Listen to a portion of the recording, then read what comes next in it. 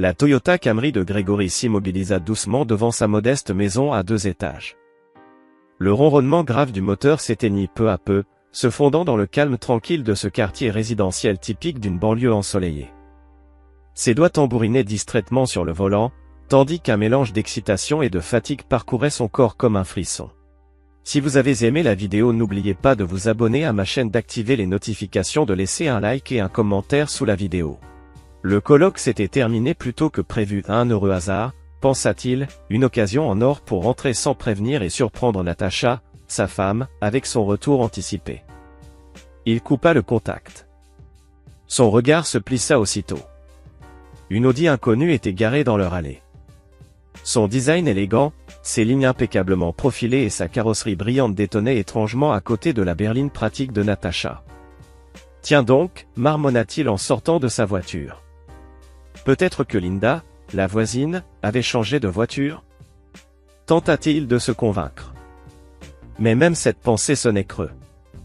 Une justification maladroite, posée là pour masquer la sourde inquiétude qui commençait à lui nouer l'estomac. Lorsqu'il poussa la porte d'entrée, la maison était plongée dans un silence pesant. Seul le bruit mat de son sac tombant sur le parquet troubla cette quiétude apparente. Il s'immobilisa un instant, tendant l'oreille. Et là, il l'entendit. Des voix étouffées. Venues de l'étage. À peine audibles, mais bel et bien présentes. Ses pas se firent lents, calculés, presque furtifs, tandis qu'il s'approchait de l'escalier. Chaque grincement du plancher sous ses pieds lui semblait un coup de tonnerre dans cette immobilité tendue. Arrivé au bas des marches, il inclina la tête, cherchant à saisir les mots. Et puis, soudain, la voix de Natacha, basse, suave, lui parvint, claire et tranchante comme une lame. « J'ai tellement hâte de te voir ce soir, mon amour. Ça va être sauvage. » Les mots flottèrent dans l'air, suspendus, venimeux. Chaque syllabe était comme un poignard planté dans le cœur de Grégory. Non. Ce n'était pas possible. Pas elle. Pas après 14 années de mariage. Son esprit s'emballa, fouillant désespérément chaque recoin à la recherche d'une explication innocente. Mais plus il montait les marches, plus la vérité s'imposait à lui, implacable. Il la trouva dans leur chambre. Natacha, le téléphone pressé contre l'oreille, un sourire mutin aux lèvres, un sourire qu'il n'avait pas vu diriger vers lui depuis des mois. Elle était belle, et cruelle dans cette beauté sereine. Natacha. Sa voix se brisa, trahissant la tempête intérieure.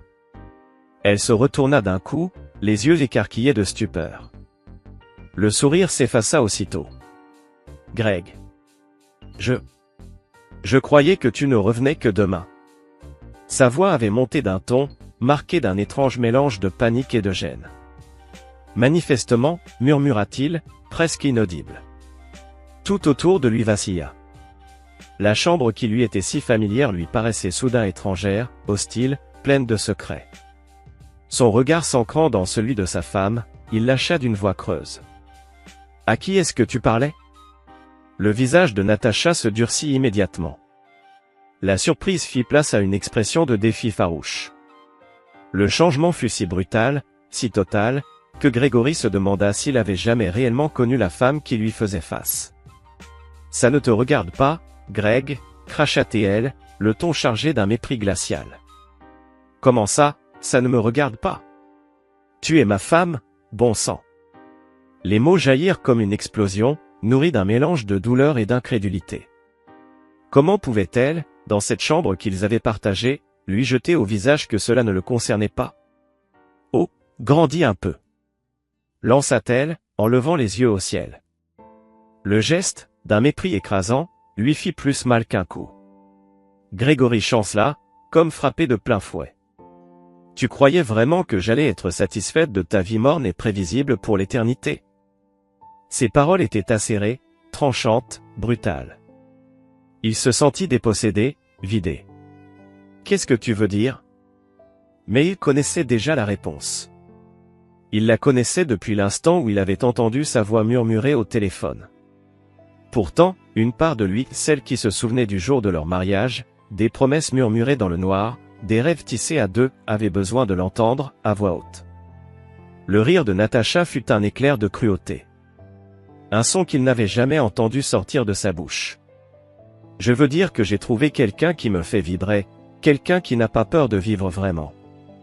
Elle rejeta ses cheveux en arrière avec un geste de défi et de supériorité. Tu as une liaison? Les mots brûlaient dans la bouche de Grégory, amers comme des cendres, étouffants.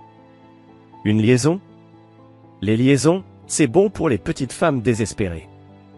Siffla-t-elle, ses yeux lançant des éclairs mêlés de colère, et d'un étrange éclat de triomphe. Moi, Greg, je suis en train de vivre. Enfin. Et ce soir, je m'abandonne aux bras de mon nouvel amant. L'esprit de Grégory vacilla. Cela ne pouvait pas être en train d'arriver. Pas après 14 années de mariage. Pas à lui. Il avait été un bon mari, non? Fidèle, présent, aimant. Où tout cela avait-il déraillé? Tu ne peux pas être sérieuse, balbutia-t-il d'une voix rauque, étranglée par l'incrédulité. Tu ne vas nulle part. Natacha éclata de rire. Un son aigu, cruel, grinçant contre les nerfs à vif de Grégory. Oh, désolé, mais je lui ai promis une nuit sauvage. Et contrairement à toi, moi je tiens mes promesses. Le trait atteint sa cible, s'enfonçant dans la poitrine de Grégory comme une lame acérée. Il chancela. Si tu franchis cette porte, dit-il, la voix tremblante, à peine contenue par la rage, notre mariage est fini. 14 ans. Natacha, fini. C'était censé être un ultimatum. Une ligne rouge, un dernier appel.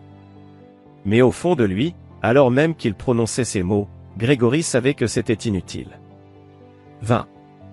Perdu d'avance. Natacha le bouscula sans ménagement, s'arrêtant à peine pour saisir son sac à main posé sur la commode. Peut-être que tu aurais dû faire en sorte que ces 14 années aient un peu d'importance, lança-t-elle par-dessus son épaule, sa voix dégoulinante de mépris. La porte d'entrée claqua. Le bruit résonna dans la maison vide comme un coup de feu. Grégory resta figé dans la chambre à coucher, ce lieu devenu soudain trop vaste, trop silencieux, moqueur dans sa vacuité. Le rire de Natacha, cruel et triomphant, semblait encore flotter dans l'air. Un écho spectral, souvenir amer de la façon dont son monde s'était écroulé en un clin d'œil. Alors que la réalité de la situation commençait à s'installer, Grégory sentit ses genoux céder.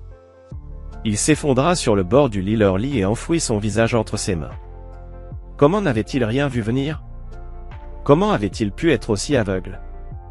Les questions tourbillonnaient dans son esprit, chacune d'elles ramenant avec elle une nouvelle vague de douleur, de doute, d'incrédulité. Dehors, le rugissement d'un moteur brisa le silence. La voiture de Natacha, sans doute.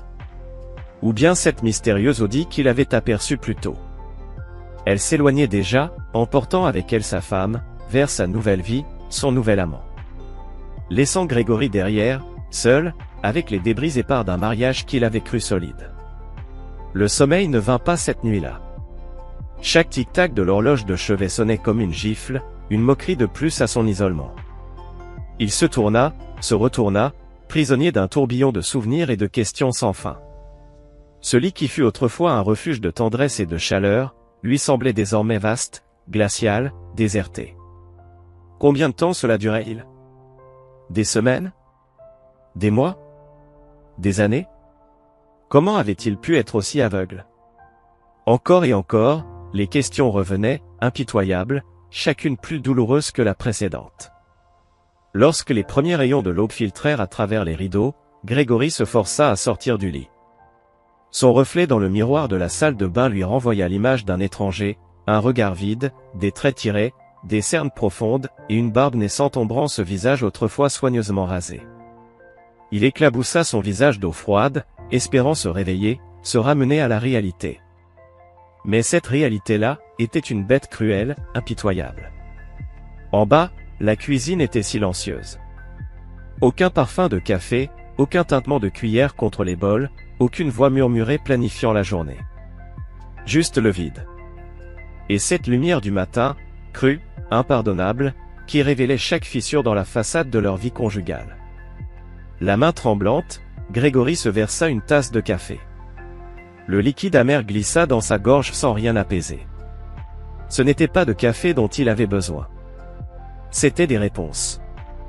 Et il savait exactement où commencer à chercher. Le bureau de la maison avait toujours été le domaine de Natacha. Un sanctuaire qu'il respectait, par confiance, par principe, croyant en la notion d'intimité au sein du mariage. Désormais, ce respect lui paraissait ridicule. Une faiblesse qu'elle avait exploitée. Prenant une grande inspiration, il poussa la porte du bureau. Tout était rangé, organisé, comme Natacha l'avait toujours maintenu. Mais chaque pile bien alignée de papier, chaque bibelot soigneusement posé, semblait désormais se moquer de lui. Il se mit à fouiller les tiroirs, méthodique, en quête d'un indice, d'un début de réponse. Dans le tiroir du bas du classeur, dissimulé sous une pile de vieilles déclarations fiscales, il trouva ce qu'il cherchait. Des relevés de cartes de crédit. Cachés. Hors de leur compte commun. Ses yeux s'écarquillèrent à la lecture des dépenses, restaurants luxueux, nuits d'hôtel, cadeaux somptueux. Toutes ces charges dataient de plusieurs mois. Peut-être plus. Bon sang, murmura-t-il en s'effondrant dans la chaise de bureau. Ce n'était pas une passade. Pas un coup de tête. C'était une trahison patiemment ourdie, une double vie méticuleusement tissée dans l'ombre, qui s'étalait sur une période bien plus longue qu'il n'osait l'imaginer. La vérité le frappa comme un coup de poing dans l'estomac. Il en perdit le souffle. Et il se sentait nauséeux. Assis là, pétrifié, tentant d'absorber l'ampleur de la trahison de Natacha, quelque chose attira soudain son regard, une faible lueur, presque timide, émanant de sous une pile de papier sur son bureau. La main de Grégory trembla lorsqu'il se pencha en avant, déjà certain de ce qu'il allait trouver. Un téléphone jetable. Bien sûr. Il aurait dû s'en douter. C'était presque risible tant c'était un cliché, digne d'un mauvais roman de gare ou d'un polar de seconde zone. Mais rien, absolument rien, n'avait d'amusant dans le haut-le-cœur qui lui nouait l'estomac tandis qu'il allumait l'appareil. L'écran s'illumina aussitôt, révélant une cascade de messages. Son estomac se retourna à mesure qu'il les faisait défiler, chacun plus intime, plus explicite que le précédent, petit nom tendre, plaisanterie privée, rendez-vous secret soigneusement planifié. Toute une vie parallèle étalée sans pudeur sous forme numérique. Et parmi ces lignes, répétées encore et encore, un nom revenait, implacable, James Humphrey. Le souffle de Grégory se coupa net. James Humphrey. Le collègue de Natacha. L'homme avec qui il avait partagé quelques verres lors de la soirée de Noël de l'entreprise, il y a à peine quelques mois. L'homme qui lui avait serré la main avec chaleur, l'avait appelé « mon pote », tout en entretenant dans l'ombre une liaison avec sa femme. La trahison prit soudain une tournure atrocement personnelle. Les souvenirs affluèrent comme un raz-de-marée, les heures supplémentaires de Natacha, devenues de plus en plus fréquentes, son soudain engouement pour les verres entre collègues après le travail, la manière dont elle et James riaient ensemble ce soir-là, à cette fameuse fête. Tout prenait, à présent, un sens esséurant. Combien de fois Grégory s'était-il tenu là, souriant, sans rien soupçonner, pendant qu'ils échangeaient des regards complices? Combien de leurs conversations, de leurs rires, étaient en réalité des allusions codées, des moqueries à ses dépens? Le monde de Grégory, déjà sur le point de vaciller, s'effondra brutalement autour de lui. Il avait l'impression de tomber, de plonger dans un gouffre sans fond fait de mensonges et de trahison. La pièce se mit à tourner, les objets familiers devinrent soudain étrangers, presque hostiles. Il eut à peine le temps de se précipiter jusqu'à la salle de bain avant de vomir violemment, son corps tentant de rejeter la douleur et l'humiliation en même temps que le contenu de son estomac. Affalé contre la porcelaine froide, Grégory sentit alors une étrange quiétude s'installer en lui. Le choc initial s'estompait, laissant place à une colère sourde, dure comme l'acier. Il pensa à ses élèves, aux leçons qu'il leur donnait sur la résilience, sur l'importance de se relever face à l'adversité, de se battre pour ce qui est juste. Il était temps de mettre en pratique ce qu'il prêchait. Les mains tremblantes, il attrapa son téléphone. Il avait des appels à passer, des plans à mettre en place. Natacha l'avait peut-être trahi, mais il ne la laisserait pas le détruire. Lorsqu'il composa le premier numéro, Grégory sentit une nouvelle détermination s'installer en lui. La bataille pour son avenir ne faisait que commencer. Le matin le trouva affaissé sur la table de la cuisine, les yeux fixés dans le vide sur son téléphone.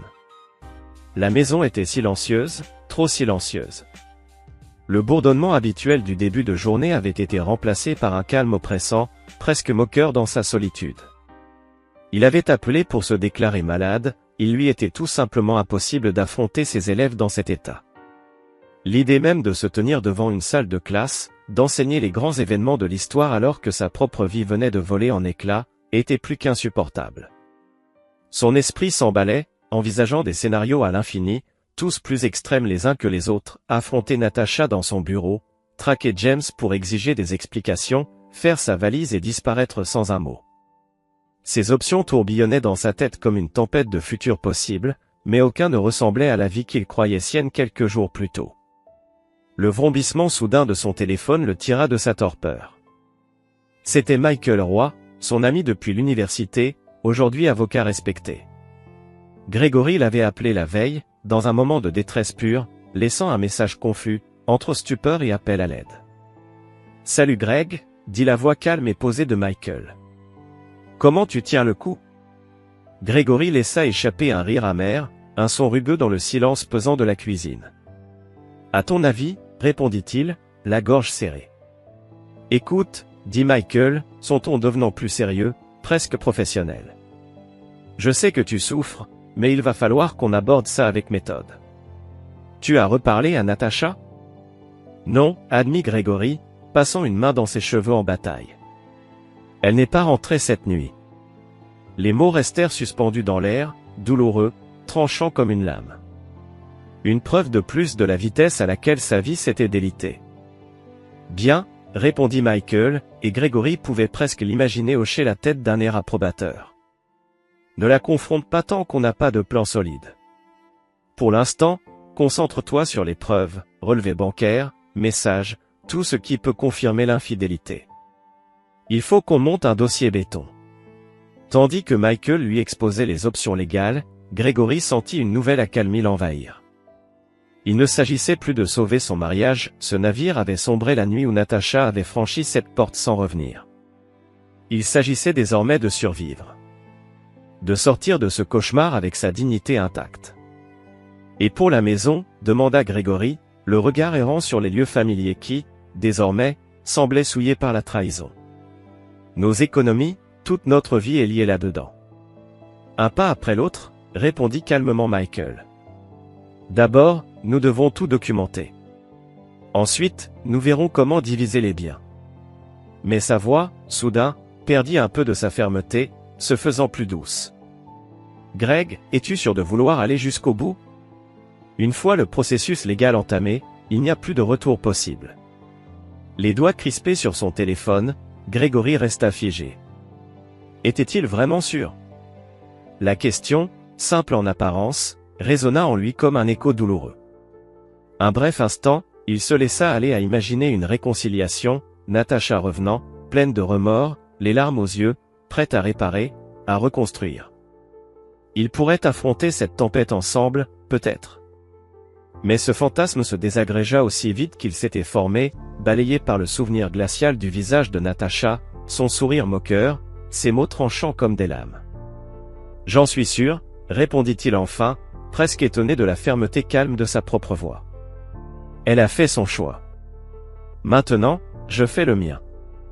Après avoir raccroché, Grégory se mit aussitôt au travail, animé d'une détermination féroce qui aurait impressionné ses propres élèves.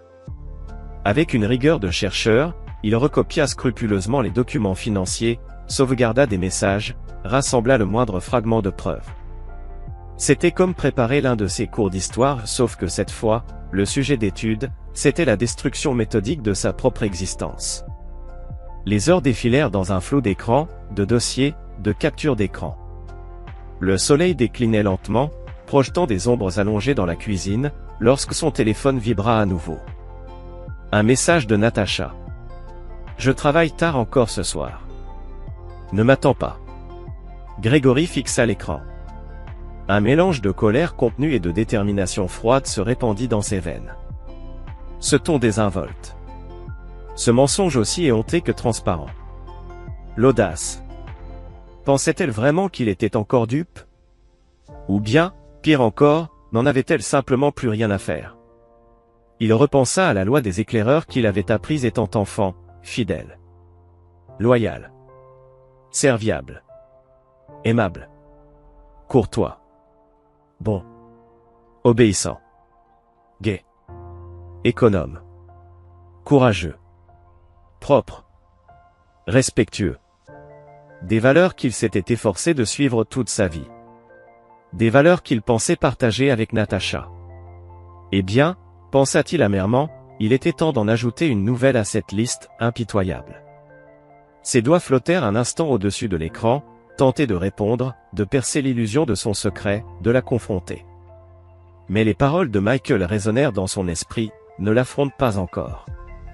Constitue ton dossier. Sois intelligent. Il inspira profondément, posa le téléphone, et se remit au travail. Demain, il retournerait dans sa salle de classe, retrouverait ses élèves, leur parlerait des grandes révolutions de l'histoire.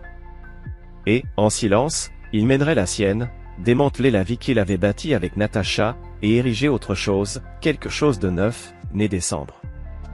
La nuit était tombée lorsque Grégory se leva et alla se poster à la fenêtre. Dehors, la rue était calme. Quelque part dans cette ville, Natacha était avec James, construisant déjà sa nouvelle vie, inconsciente de la tempête qui grondait. Qu'elle profite de sa soirée, pensa-t-il. Le jugement viendra bientôt. Un mince sourire étira ses lèvres. Il se détourna de la fenêtre et retourna à son bureau. Il y avait encore tant à faire, et la nuit ne faisait que commencer. Le Grégory Reed qui était parti pour cette conférence quelques jours plus tôt n'existait plus. À sa place se tenait un homme forgé par la trahison, décidé à se battre pour son avenir. Grégory se tenait debout dans la cuisine, les yeux fixés sur le calendrier au mur. Une semaine s'était écoulée depuis l'effondrement de son monde. Chaque jour avait été une chorégraphie complexe entre apparente normalité et préparatifs secrets. Le cercle rouge qui entourait la date du jour semblait le narguer, rappel brutal de ce qu'il devait affronter. Il prit une gorgée de café, grimaça. Amer. Natacha avait toujours été celle qui le préparait. Il repoussa cette pensée d'un geste, se recentrant sur le programme du jour. La banque serait sa première étape. Des heures entières passées à examiner ligne par ligne leur relevé de compte, à calculer précisément la moitié des économies communes. Il ne s'agissait pas d'avidité, non. C'était une question de survie. Il ne laisserait pas la trahison de Natacha le réduire à néant. En rinçant sa tasse dans l'évier, il croisa son propre regard dans le reflet de la vitre. L'homme qui le fixait avait des cernes sous les yeux, une barbe naissante, un regard creux. Un étranger. Parfait, pensa-t-il. Que Natacha rentre. Qu'elle découvre cet étranger. Qu'elle voit de ses propres yeux ce que sa trahison avait créé. Le trajet vers la banque fut flou, absorbé par ses pensées. Des plans B, des scénarios catastrophes défilaient dans son esprit. Et si Natacha avait été plus rapide? Et si elle avait déjà vidé les comptes? Mais lorsqu'il arriva au guichet, la caissière lui adressa un sourire poli et professionnel. Et, sereine, presque détachée, alors qu'elle enregistrait son retrait, Grégory ressentit un pincement de culpabilité en glissant le chèque de la caisse dans sa serviette. Cela lui donnait une sensation de vol, bien qu'il sût qu'il n'enfreignait aucun droit. C'était pourtant le sien. Sa prochaine destination, le bureau d'une agente immobilière. La femme derrière le bureau, prénommée Sarah, l'accueillit d'un sourire chaleureux, qui se flétrit légèrement en apercevant l'air épuisé de Grégory. « Monsieur Reed, tout va bien ?» Grégory esquissa un faible sourire. « Juste, une semaine difficile. Vous m'aviez dit au téléphone que vous cherchiez des biens à visiter. » Sarah acquiesça, tirant un dossier de son tiroir. « Oui, j'ai quelques options qui pourraient convenir à vos besoins. Vous avez mentionné vouloir quelque chose de modeste, c'est bien ça? Un nouveau départ. » Ces mots frappèrent Grégory comme un coup de poing en plein ventre. Un nouveau départ. Comme si 14 années de mariage pouvaient s'effacer aussi aisément. « C'est bien ça, répondit-il d'une voix rauque. Quelque chose de simple. Tandis que Sarah commençait à détailler les propriétés disponibles, l'esprit de Grégory vagabonda. Il songeait à la maison qu'il s'apprêtait à quitter, ce foyer qu'il avait construit avec Natacha. La cuisine où ils avaient partagé tant de repas. Le salon où ils s'étaient blottis l'un contre l'autre sur le canapé, à rêver de leur avenir. Tout cela désormais souillé, contaminé, devenu mensonge. Monsieur Reed? La voix de Sarah le ramena au présent. Vous m'écoutez? Je disais que cet appartement pourrait être parfait pour vous. Il est loué au mois, sans engagement à long terme. Grégory hocha la tête, s'obligeant à se concentrer. Ça semble idéal. On peut aller le voir? L'appartement était petit, mais propre, avec une vue sur un parc voisin. Tandis que Sarah lui en décrivait les caractéristiques, Grégory se surprit à imaginer une vie ici. Une vie sans Natacha. Une vie sans trahison. Je le prends, dit-il, coupant Sarah en pleine phrase. Elle cligna des yeux, surprise. Vous ne voulez pas y réfléchir? En parler avec votre épouse peut-être? La question lui transperça les entrailles comme une lame. Grégory esquissa un sourire crispé. Ce ne sera pas nécessaire. En combien de temps puis-je emménager? 1 heure plus tard, Grégory se tenait dans l'appartement vide, la clé en main. Les murs nus et les pièces silencieuses semblaient résonner d'une infinité de possibles. Il inspira profondément, ressentant quelque chose qui s'approchait de la paix pour la première fois depuis plusieurs jours. Son téléphone vibra dans sa poche. Un message de Michael, son ami avocat. Tout est prêt. Grégory tapota rapidement une réponse. C'est fait. Plus de retour en arrière. En appuyant sur « Envoyer », Grégory sentit un poids s'élever de ses épaules. Les pièces du puzzle étaient en place. La scène dressée. Le prochain acte pouvait commencer. La maison était silencieuse lorsqu'il y revint. Un silence dense, chargé d'anticipation. Il se déplaçait d'une pièce à l'autre avec détermination, rassemblant ses dernières affaires essentielles.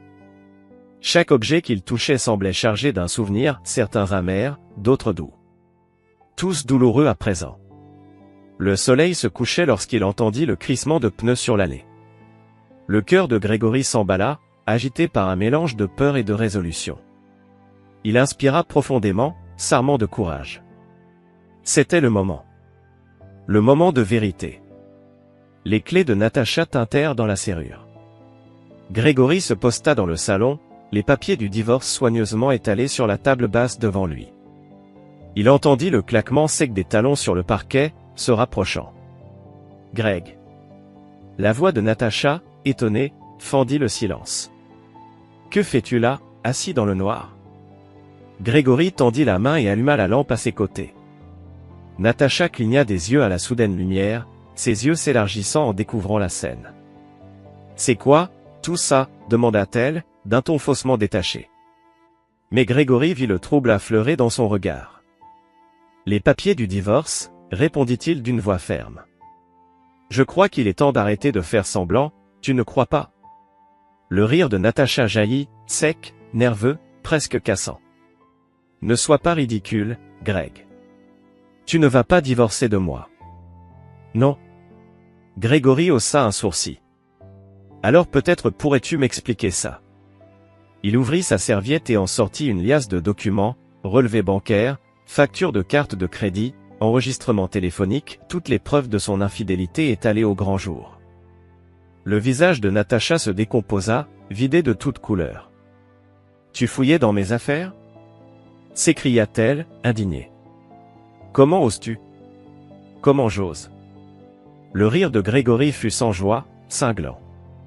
C'est gonflé venant de toi. Depuis combien de temps ça dure, Natacha? Depuis combien de temps tu couches avec James dans mon dos? Les yeux de Natacha brillèrent de colère. Tu ne comprends rien, Greg. James et moi, c'est quelque chose de spécial.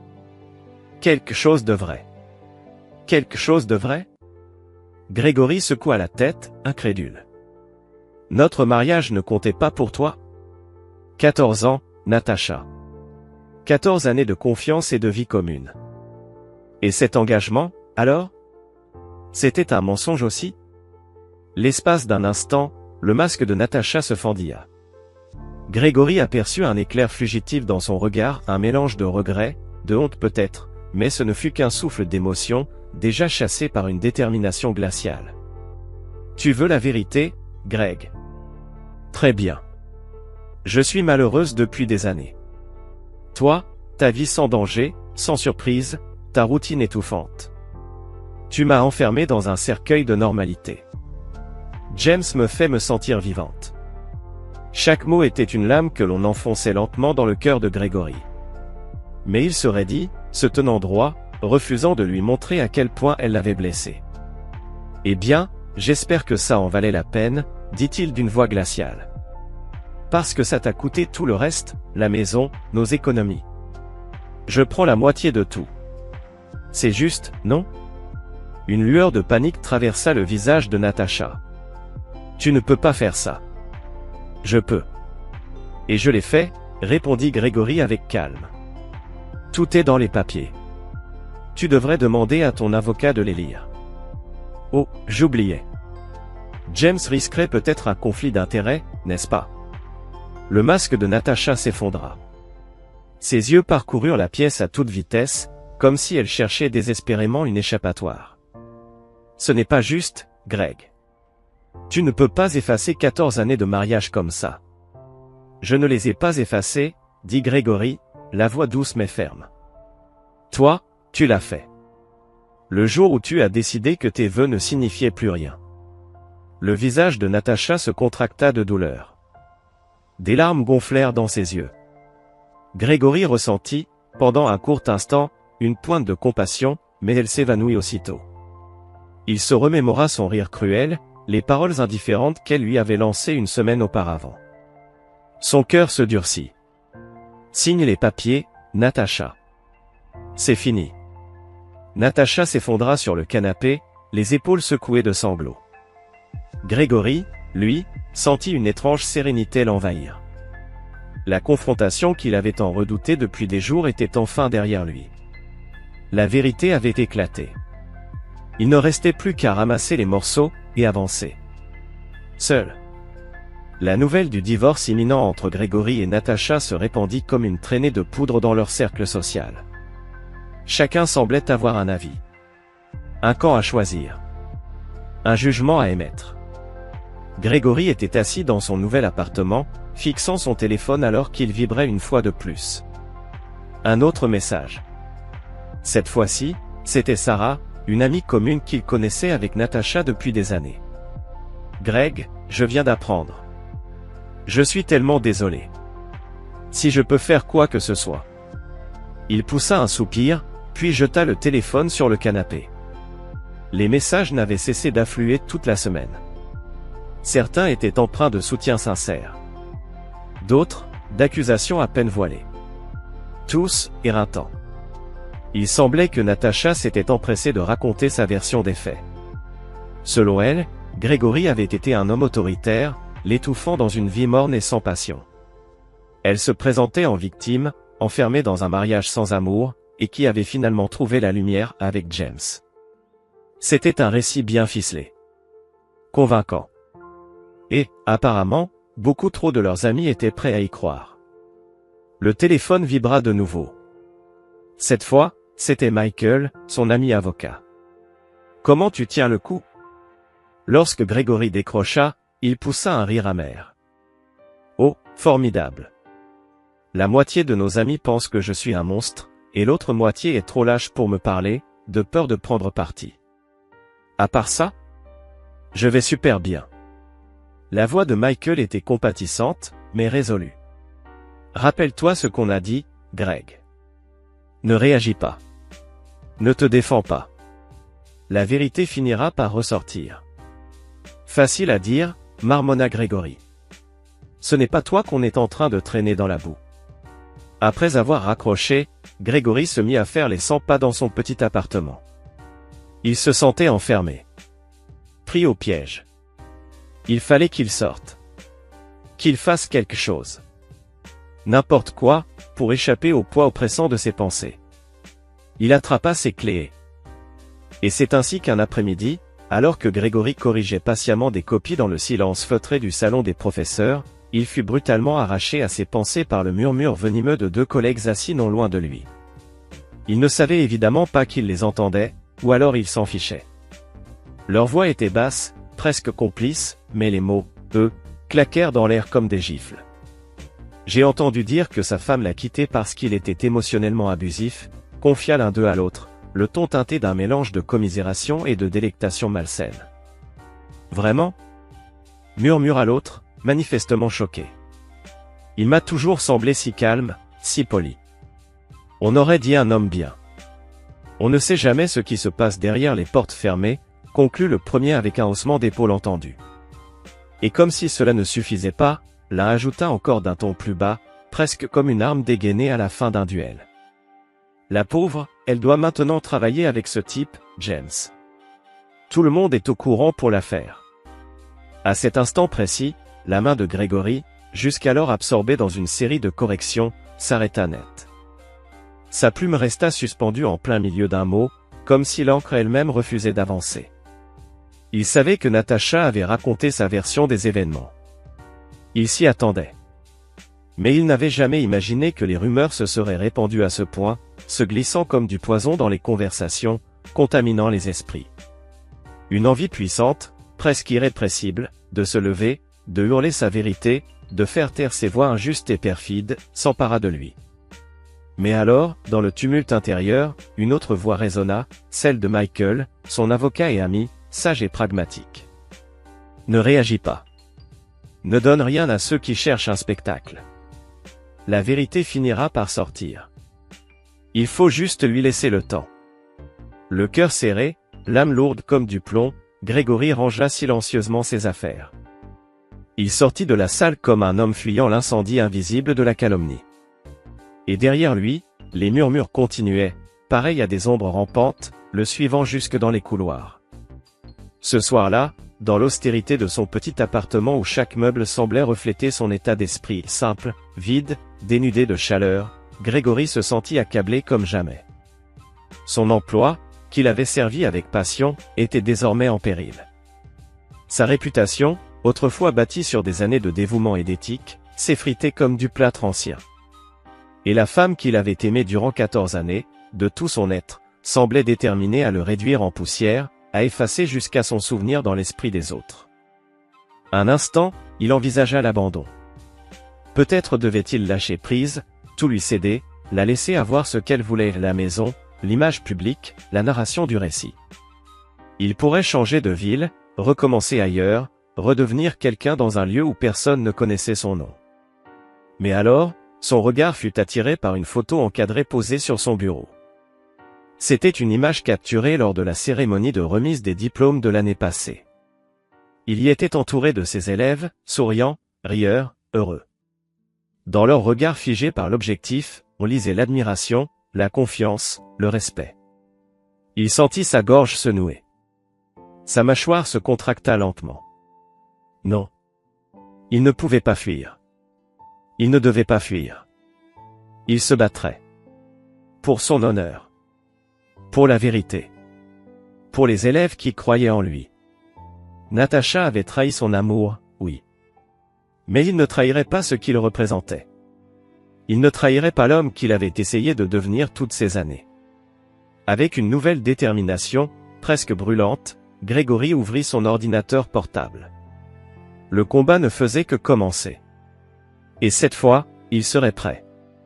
Le cabinet des avocats Branson et associés dégageait une puissance froide. Tout y brillait, les murs en verre, le marbre au sol, les lignes architecturales strictes. Gregory s'y sentait déplacé, comme une tache d'encre sur un papier immaculé, alors qu'il suivait Michael à travers les couloirs longs et silencieux jusqu'à la salle de conférence. « Rappelle-toi, » dit Michael à voix basse alors qu'il s'approchait de la porte, « c'est moi qui parle. Jameson n'attend qu'un faux pas de ta part pour te peindre comme le méchant. » Gregory hocha la tête et redressa nerveusement sa cravate. Il portait un costume prêté par Tommy. Il avait refusé d'apparaître dans les mêmes vêtements que lors de la dernière médiation. Chaque détail comptait, désormais. Le moindre bouton mal boutonné pouvait devenir une arme dans cette guerre silencieuse. Dès l'entrée dans la pièce, ses yeux se fixèrent instinctivement sur ceux de Natacha. Pendant une infime seconde, il crut y lire du doute. Ou du remords.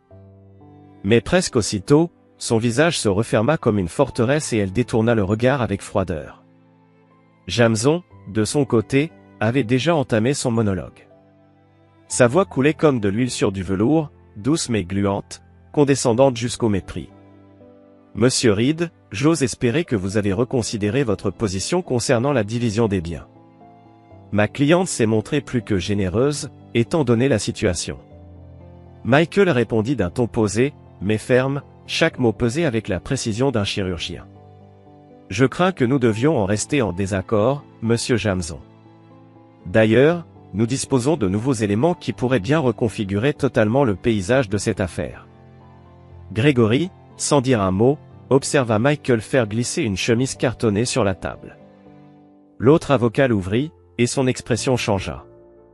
Ses sourcils se levèrent, ses yeux se durcirent. « Où avez-vous obtenu ça » lança-t-il, la voix un peu plus tendue. « Cela importe peu, » répondit Michael d'un ton lisse. « Ce qui compte, c'est ce que ces documents révèlent. Il semble que vos clients n'aient pas été entièrement honnêtes dans leurs déclarations financières. » Le cœur de Gregory battait à tout rompre. Il comprenait. Pendant la phase de découverte, Michael avait mis le doigt sur d'étranges incohérences dans les comptes de Natasha et James. Et en creusant plus loin, il avait découvert l'impensable, un détournement de fonds. De l'argent de l'entreprise, détourné pour financer leur liaison. Le visage de Natasha devint livide. Elle se pencha vers Jameson, chuchotant d'une voix furieuse. « Qu'est-ce qu'il raconte ?» Mais Gregory n'écoutait plus. Les implications tourbillonnaient dans son esprit. Elle ne l'avait pas seulement trahi au niveau personnel. Ils avaient tous deux commis un crime. La réunion sombra dans le chaos. Jameson exigeait de connaître la source, Michael répondait par des parades calmes et assurées. Et au milieu de ce tumulte, Gregory sentit une paix étrange l'envahir. Pour la première fois depuis des mois, il avait l'avantage. Il détenait quelque chose. Mais avec ce pouvoir surgit aussi un dilemme moral. Que devait-il faire? La voix droite dictait de dénoncer ces faits aux autorités compétentes. Mais une voix, plus sombre, plus blessée, lui soufflait qu'il tenait enfin le levier qui pourrait faire plier Natasha, mettre fin à cette guerre. Ce soir-là, alors qu'il emballait ses affaires, le regard de Gregory se posa encore une fois sur la photo de ses élèves. Il s'arrêta. Quel exemple leur donnerait-il s'il utilisait cette vérité pour des raisons égoïstes? Comment pourrait-il leur parler d'intégrité, si lui-même la foulait aux pieds? Dans un soupir profond, il prit son téléphone. Il appellerait anonymement le conseil d'administration. Il leur laisserait la responsabilité de faire ce qui était juste. En composant le numéro, il sentit un poids quitter ses épaules. Peut-être perdrait-il un avantage dans la bataille juridique, mais il conserverait ce qui, pour lui, avait le plus de valeur, sa conscience. Et cela, au fond, valait plus que n'importe quel accord ou compromis. Et alors que James le surveillait de près, presque avec une intensité clinique, Gregory s'immergea totalement dans son travail. Animé d'une énergie nouvelle, d'une ardeur ravivée par le besoin viscéral de prouver sa valeur à l'établissement, il redoubla d'efforts et s'engagea plus que jamais dans ses responsabilités. Il ne se contenta pas de faire son devoir, il chercha à transformer son environnement, à laisser une empreinte. Il se proposa volontaire pour présider le comité de révision du programme scolaire, une mission ardue que peu auraient osé accepter, et y consacra des heures innombrables, souvent bien après le coucher du soleil. Son objectif était clair, moderniser l'approche du département d'histoire, lui insuffler une nouvelle vie, une perspective plus contemporaine et engageante. Mais Gregory ne s'arrêta pas là. Déterminé à susciter un réel intérêt pour les questions civiques chez ses élèves, il lança l'idée audacieuse d'une simulation d'élection à l'échelle de toute l'école, calquée sur les élections nationales en cours. Il planifia chaque détail avec minutie, de l'impression des bulletins fictifs à l'organisation de débats entre les candidats étudiants. Le projet connut un succès retentissant. L'école entière, du plus jeune élève au plus ancien professeur, se retrouva embarquée dans cet exercice démocratique vibrant. Les couloirs bourdonnaient d'excitation, on parlait politique à la cafétéria, dans les escaliers, dans la cour de récréation. Un après-midi, Alors qu'il quittait une réunion de département particulièrement tendue, où chaque mot avait été pesé, chaque décision débattue avec acharnement, Gregory fut interpellé dans le couloir par Tommy, son collègue et mentor discret. « Greg, je ne sais pas comment tu fais, » dit Tom en le retenant doucement par le bras. « Sincèrement.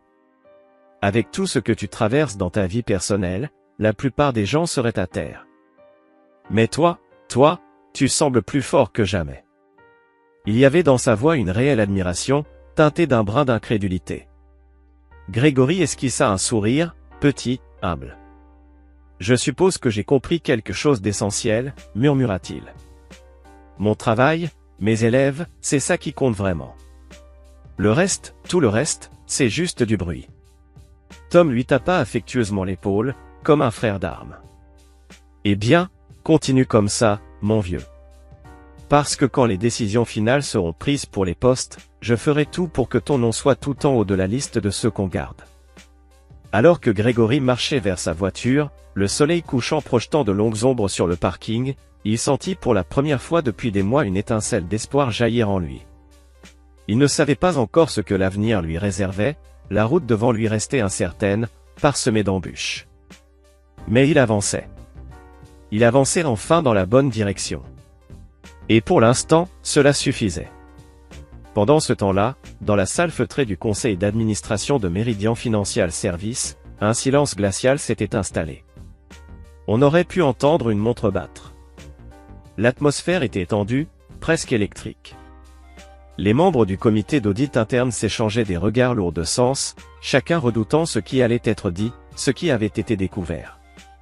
Assis au bout de la grande table en acajou, Marcus Blackwell, le PDG de la société, avait le visage dur comme le granit. Son regard était une lame, son front plissé par la colère. Il était furieux, mais il retenait cette colère comme un volcan sur le point d'exploser. « Faites-moi bien comprendre, » dit-il d'une voix grave et sourde.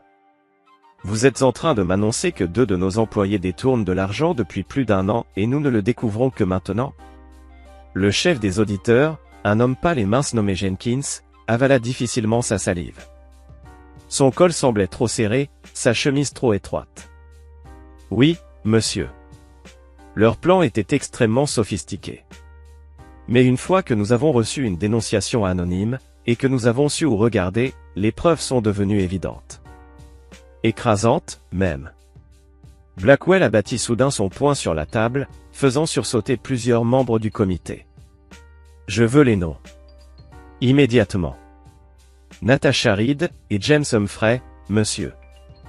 Ils travaillent tous les 2 au service des comptes clients. » À l'autre bout de la ville, inconscients de la tempête qui s'abattait sur eux à cet instant précis, Natasha et James savouraient tranquillement leur déjeuner dans leur petit café habituel, un endroit chaleureux aux murs de briques rouges et à la musique jazz douce en fond. Natasha riait en racontant sa dernière joute verbale avec Gregory, son ton moqueur trahissant une certaine satisfaction. « C'est encore Jameson, » dit-elle en consultant son téléphone qui venait de vibrer. « Ce type ne me lâche jamais, je te jure que si Greg voulait juste. » Elle s'interrompit brutalement. Ses yeux balayèrent l'écran. Son visage se vida de toutes couleurs, comme si le sang l'avait quitté. « Natasha ?» s'enquit James, soudain sérieux. « Qu'est-ce qu'il y a ?» Elle releva lentement les yeux vers lui. Son regard était agrandi par la panique. « Il faut qu'on parte. Tout de suite. » Mais il était trop tard. 2 hommes en costume sombre s'approchèrent calmement de leur table, badge discret à la ceinture. « Madame Reed. Monsieur Humphrey. Je suis l'agent Thompson, du FBI. Veuillez nous suivre, s'il vous plaît. » Les jours suivants ne furent qu'un flot de salles d'interrogatoire, de dossiers accablants, de longues heures passées à répondre à des questions précises et glaciales. Les preuves étaient là, massives, accablantes, irréfutables. Non seulement ils furent licenciés sur le champ de Meridian, mais ils étaient désormais poursuivis pénalement, risquant de lourdes peines. Assise dans le bureau austère de son avocat, Natasha écoutait d'une oreille absente les possibles accords de plaidoyer, les négociations en cours, les années de prison. Son esprit s'était échappé de cette pièce. Il errait vers Gregory. Comment tout avait-il pu basculer ainsi? Cette liaison qui, au début, lui avait semblé si passionnée, si émancipatrice, paraissait désormais être l'erreur la plus monumentale de toute sa vie. De son côté, Grégory terminait un cours passionnant sur le mouvement des droits civiques. La classe était suspendue à ces mots. Quand Tommy apparut à la porte, Grégory sentit son cœur rater un battement. « Greg, tu peux venir un instant ?» C'était le moment. Celui qu'il avait tant redouté, mais aussi secrètement espéré. Mais une surprise l'attendait dans le couloir. Tom souriait. « J'ai une excellente nouvelle, dit-il. On ne te garde pas seulement. On veut te proposer un poste permanent. Plein temps, tous les avantages, voie vers la titularisation, tout ce qu'on peut t'offrir. » Grégory cligna des yeux. Il n'arrivait pas à y croire. « Tu es sérieux ?» demanda-t-il, presque à voix basse. Tom hocha la tête avec conviction. « Tu as accompli un travail exceptionnel ces derniers mois. Les élèves t'adorent. Les parents te soutiennent. Et franchement, on serait fou de ne pas te garder. Alors? Qu'en dis-tu? » Grégory resta un moment sans voix. Toute la tension, toutes les nuits blanches, toute l'angoisse accumulée, tout cela s'effondra en lui, emporté par une vague immense de soulagement. Oui. Bien sûr que oui. Merci, Tom.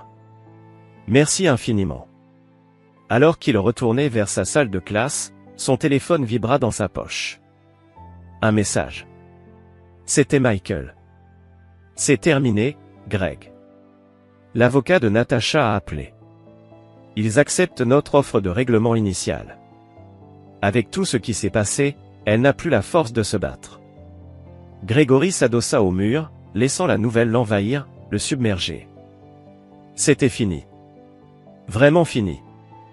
Et sous l'œil inquisiteur, pesant presque comme une loupe brûlante, de James et qui n'ignorait rien des rumeurs, des soupçons et des regards échangés dans les couloirs, Grégory plongea avec une intensité nouvelle dans son travail. Il s'y jeta comme un homme qui cherche à échapper à une tempête, déterminé à ne pas sombrer. Il savait qu'il était observé, jugé, pesé dans la balance silencieuse de l'opinion. Au lieu de fléchir sous la pression, il se redressa. Il se donna corps et âme à sa mission d'éducateur. Animé par une volonté presque féroce de prouver sa valeur, non seulement aux autres, mais aussi à lui-même, il proposa de diriger le comité de révision du programme scolaire.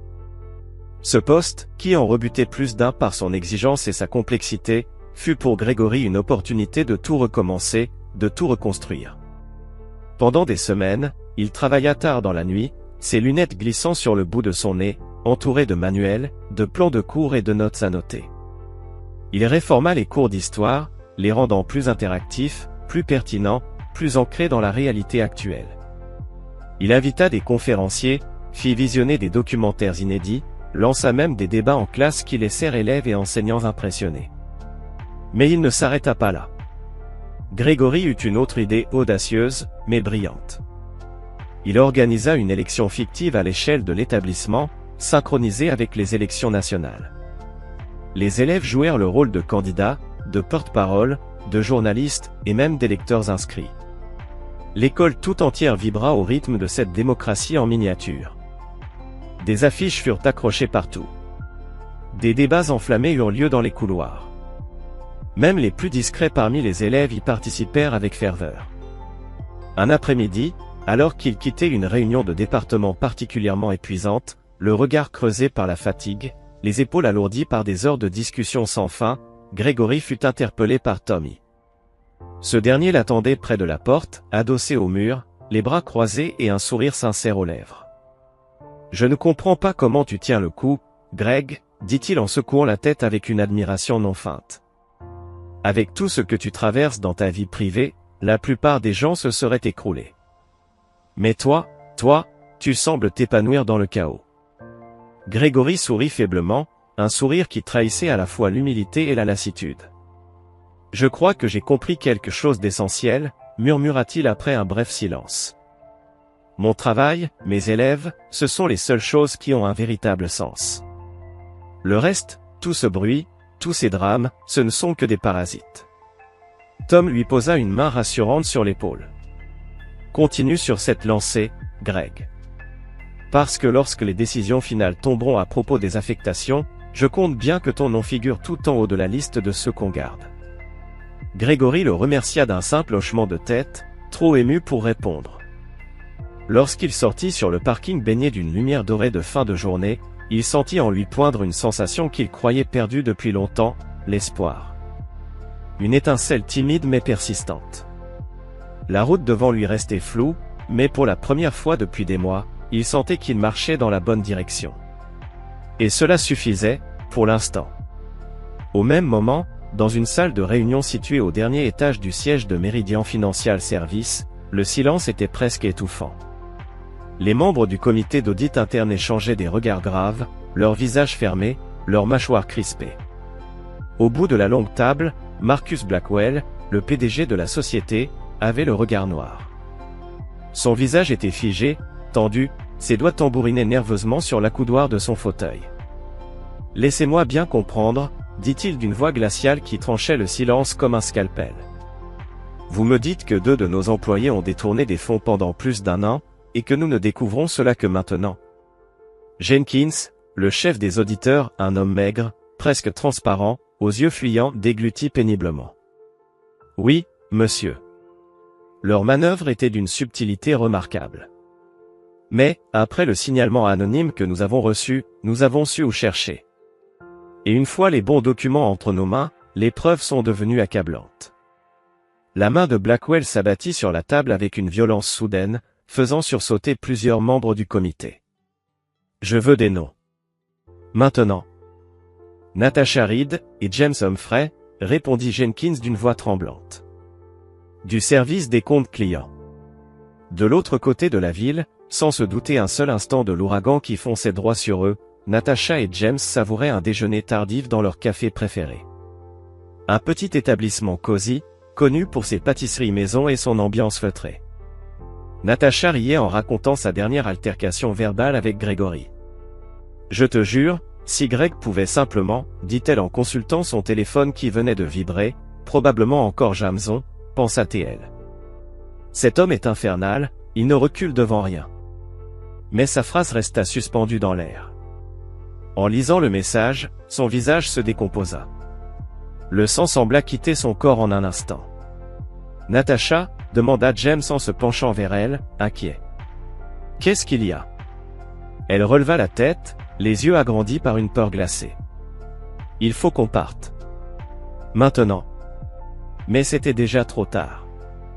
Alors qu'ils se levaient précipitamment, 2 hommes en costume foncé s'approchèrent de leur table. Le ton était calme, mais l'autorité dans leur voix ne laissait place à aucune contestation. « Madame Reed. Monsieur Humphrey. Je suis l'agent Thompson, du FBI. Veuillez nous accompagner, immédiatement. » Ce qui suivit fut un tourbillon d'interrogatoires, de confrontations, d'heures passées dans des pièces sans fenêtres, de documents brandis sous leurs yeux, de preuves écrasantes. Il n'y avait aucune échappatoire. Ils furent licenciés sans ménagement de Meridian, et désormais poursuivis pour des crimes financiers majeurs. Dans le cabinet froid de son avocat, Natasha fixait le vide tandis qu'on lui expliquait les différentes options de plaidoyer. Les mots « peine de prison »,« récupération des fonds »,« dommages civils » s'entrechoquaient dans son esprit comme des cloches funèbres. Et au milieu de ce chaos intérieur, une image lui revenait sans cesse, Grégory. Comment les choses avaient-elles pu autant dégénérer? Cette liaison, qui autrefois lui avait semblé un souffle de liberté, un feu secret, une échappée belle, lui apparaissait maintenant comme la pire erreur de sa vie. Pendant ce temps, dans sa salle de classe, Grégory terminait un cours passionné sur le mouvement des droits civiques. Ses élèves l'écoutaient avec fascination, suspendus à ses mots. Puis Tom réapparut à la porte, comme un messager venu délivrer une nouvelle importante. « Greg, tu as 1 minute ?» Le cœur de Grégory bondit dans sa poitrine. Il savait que ce moment arriverait, mais il n'était pas sûr d'y être prêt. Dans le couloir, Tom lui adressa un large sourire. « Bonne nouvelle, Greg. Non seulement on te garde, mais on t'offre un poste permanent. Contrat à durée indéterminée. Avantage complet. Voie vers la titularisation. » Grégory cligna des yeux, bouche entrouverte. Il n'y croyait pas. « C'est vrai? Tu ne plaisantes pas? » Aucunement. Tu as fait un travail exceptionnel. Les élèves t'aiment. Les parents te respectent. Et franchement, on ne peut pas se permettre de te perdre. Pendant quelques secondes, Grégory resta muet. Puis il murmura. Merci, vraiment, merci. Sur le chemin du retour, son téléphone vibra. Un message de Michael. C'est terminé, Greg. L'avocat de Natacha a appelé. Ils acceptent notre proposition initiale. Elle n'a plus la force de se battre. Grégory s'arrêta dans le couloir, adossé au mur, laissant la nouvelle l'envahir. C'était fini. Définitivement. I used to unnamed gambling. I forgot he wasn't even here. Damn.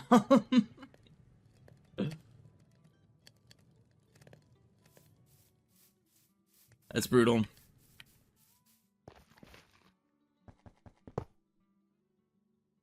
Roulette, take me away. My secret place. Oh, would you look at that? A free flint and steel.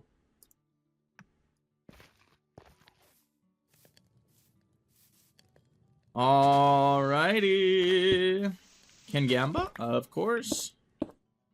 Do exclamation point R, and then the amount you wish to wager. I'm actually gonna start a bet pretty soon here.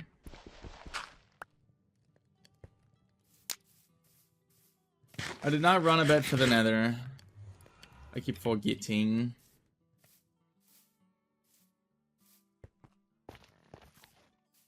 All right. Yeah, we just gotta cook this gold. I'm gonna cook some food and stuff as well too.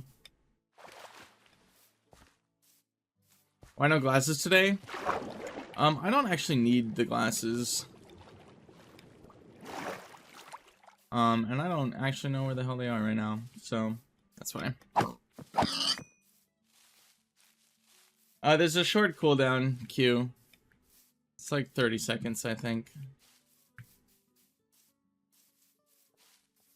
I got these. It actually makes it one of my monitors I can't see with these glasses on because of like the polarity or whatever it's called. So I can't read chat with these on. I can see my game just fine.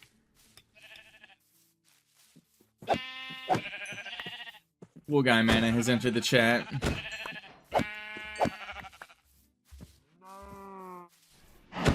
Completely different guy.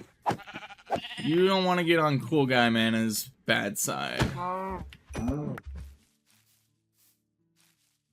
Cool Guy Mana is going to have a few choice words for you.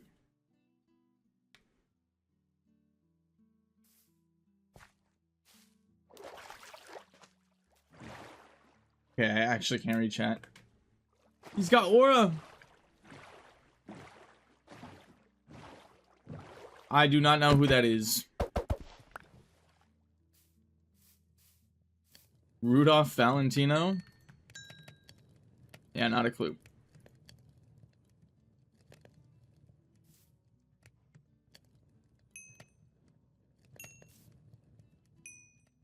Okay, pretty good. Over 100 gold. You guys think we'll get enough pearls this time around? God, I hope so.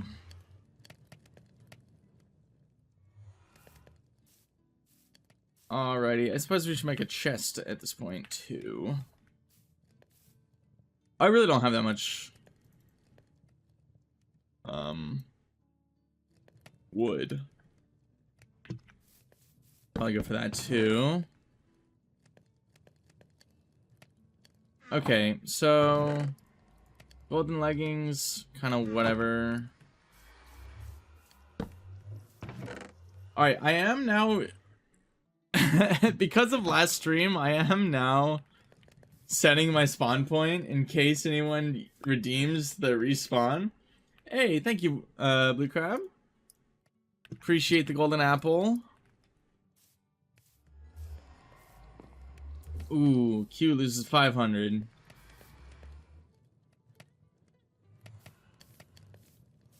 Tom Cruise waiting at the end of the Scientology building. The final boss.